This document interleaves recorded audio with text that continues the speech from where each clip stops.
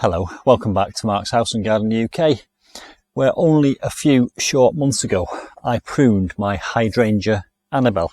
There are three of them, they're in tubs and they're right here beside me, and in this video I just want to show you the results of that pruning so that you can add it as a link at the end of the original video. So I'm not going to reinvent the wheel and tell you again how to prune Hydrangea Annabelle to get these wonderful blossoms, but in about 30 seconds I will put the link to my original video just above the top left hand side of the screen.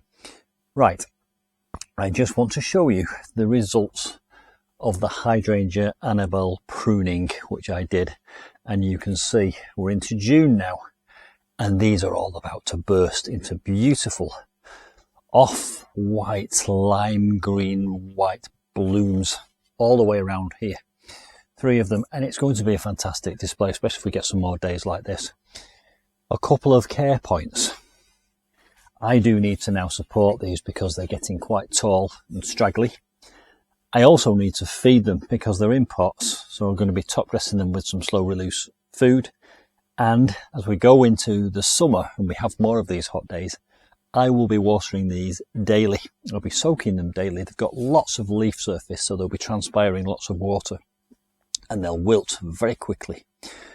And once they become wilted, they lose their strength and become prone to breaking. So I'll be soaking them on a daily basis. Hydrangea, hydration. That's how I remember it. This plant likes water. So there we go. The results of the hydrangea pruning. They're just about to come into their pomp, aren't they? They're brilliant. I love these. Wonderful. I'll see you soon for some more hydrangea pruning adventures.